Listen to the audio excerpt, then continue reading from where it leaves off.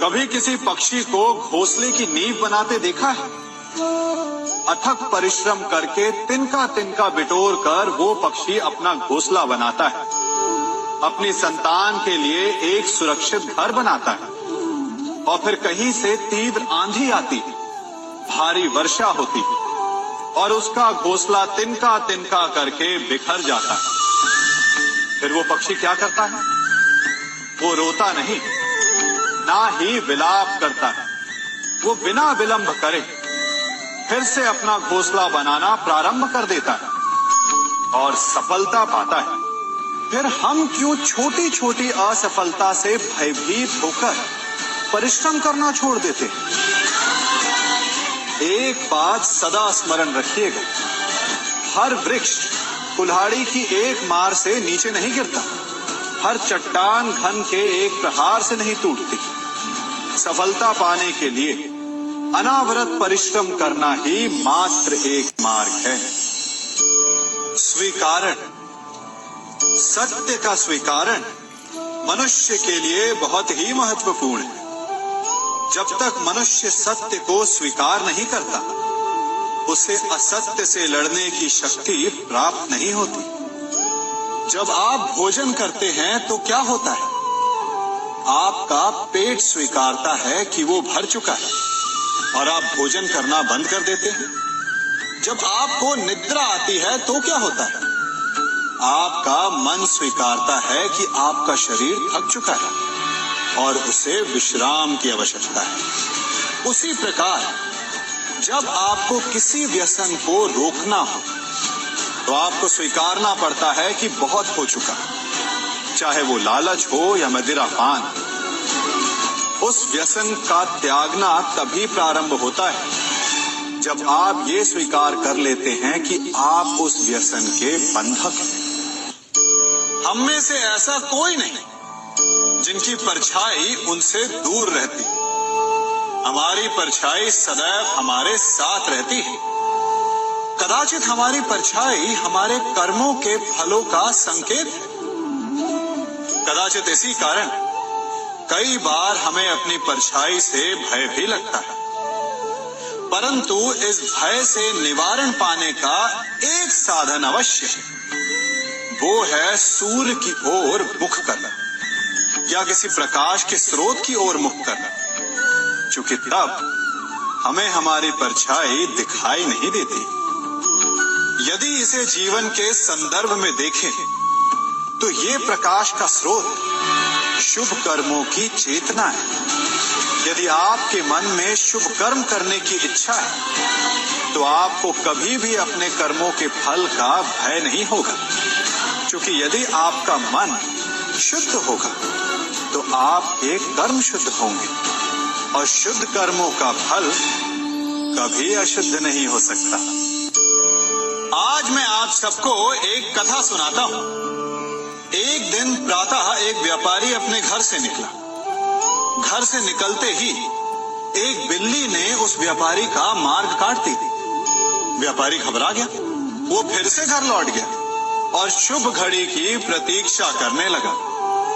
और जब वो पुनः अपने घर से निकला तब वो वाहन जा चुका था जिससे राजा तक पहुंचकर उसे भेंट देनी थी। राजा को भेंट नहीं मिली। राजा क्रोधित हो गए। राजा ने उस व्यापारी का व्यापार बंद करवा दिया। इस कारण व्यापारी क्रोधित होकर घर पर अपनी पत्नी से लड़ बैठा। पत्नी अपने बच्चों समेत मैके वापस चली गई और उस व्यापारी के जीवन में यदि कुछ रह गया था तो केवल अंधकार। और इन सब का कारण वो उस बिल्ली को मानता रहा जिसने उसका मार्ग काटा था। ऐसा ही एक दूसरा व्यापारी राजा को भेंट देने निकला और उस व्यापारी का मार्ग भी एक बिल्ली ने काट दिया। वो व्यापारी तनिक घबराया, परंतु उसने आगे बढ़ना अधिक उचित समझा। राजा तक वो समय पर पहुंचा। उसने राजा को भेंट दी। राजा प्रसन्न हुए और राजा ने व्यापारी को अपना व्यापार बढ़ाने की अनुमति दी, स्वर्ण आभूषण दी। जब व्यापारी घर पर पहुंचा तो पत्नी को आभूषण और अपने बच्चों को देने के लिए वस्त्र थे उसके पास। हर ओर प्रसन्नता थी। समझ रहे हैं ना? दोनों के साथ एक ही प्रकार की घटना हुई, परंतु दोनों की प्रतिक्रिया भिन्न थी। ऐसा ही हमारा जीवन भी है। हमारे जीवन में प्रारब्ध का अपना स्थान है, परंतु उससे कई अधिक महत्वपूर्ण हमारी प्रतिक्रिया, हमारे सोच का प्रभाव है। क्योंकि यही हमारे जीवन को आकार देते हैं। इसलिए अपनी सोच को सकारात्मक रखिए। आपका जीवन सदैव आनंदमय रहेगा। आप इन दो पात्रों को देख रहे हैं।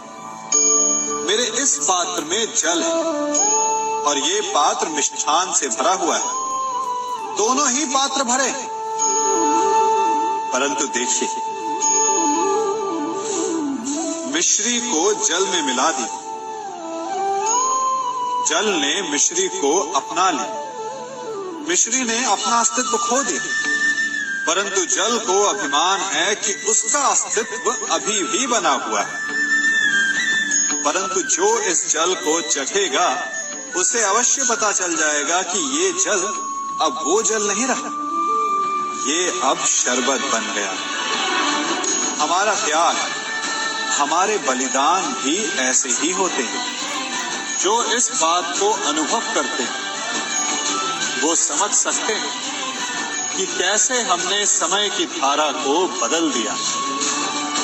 जो बलिदान देते हैं उनका अस्तित्व कभी नष्ट नहीं होता, अपितु उनका बलिदान संसार में कुछ न कुछ परिवर्तन अवश्य लाता है।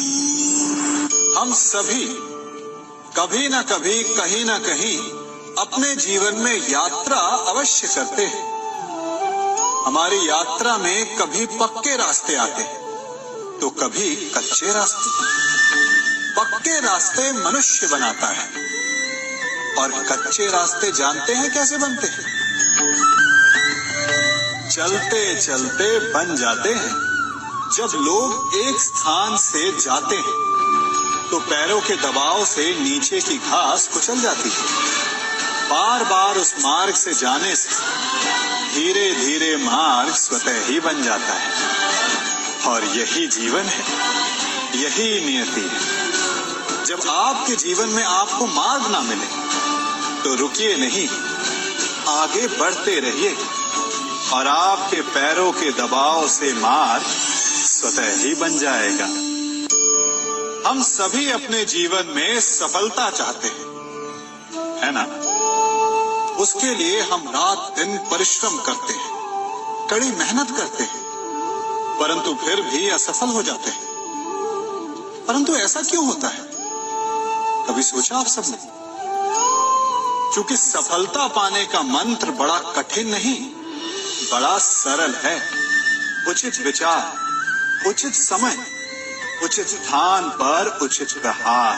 जब आपके विचार, समय, स्थान और प्रहार यानी परिश्रम उचित है तो सफलता आप ही को मिलेगी। जिस प्रकार एक लोहार लोहे से कुछ बनाते समय उस लोहे के सही ताप तक के आने की प्रतीक्षा करता है और समय आने पर उचित स्थान पर पर्याप्त बल से प्रहार करता है और लोहा आकार ले लेता है, ठीक उसी प्रकार आपकी सफलता भी आकार लेती है।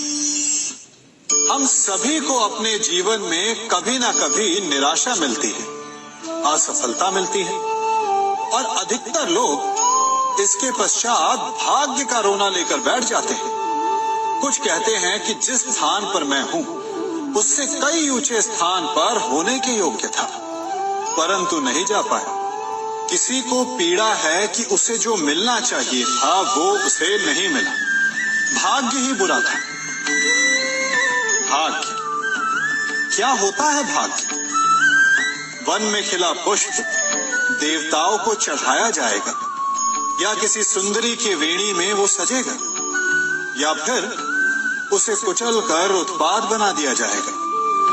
ये सब एक पुष्प के नियंत्रण में नहीं होता, परंतु जब तक उस पुष्प का अस्तित्व है सुगंध बिखेरना उसके वश में अवश्य है, परंतु भाग्य हमारे वश में नहीं, और जो हमारे वश में नहीं उसके लिए दुखी होने से क्या होगा। कर्म पर वश है, वो कीजिए और धीरे धीरे भाग्य आपके वश में आ जाएगा, क्योंकि कर्म ही प्रधान है। मनुष्य की सबसे बड़ी दुर्बलता क्या होती है? सोचिए। धन, प्रेम, अहंकार। मनुष्य की सबसे बड़ी दुर्बलता होती है उसके रहस्य। चाहे आप कितने भी शक्तिशाली क्यों ना हो, कितने भी प्रबल क्यों ना हो, परंतु उसके रहस्य उसके नाश की चाबी होती है। इसलिए यदि प्रबल रहना है, शक्तिशाली रहना है, समर्थ रहना है, तो अपने रहस्य को किसी को भी ना बताएं, ना मित्र को और ना ही शत्रु को, क्योंकि समय पड़ने पर कब कौन शत्रु हो जाए ऐसा कहना संभव नहीं। विभीषण को रावण के अमृत कुंड का ज्ञात था, इसीलिए प्रभु श्री राम रावण का वध करने में सफल हो सके। इसलिए उचित यही है कि आप अपने रहस्य को स्वयं तक ही सीमित रखें।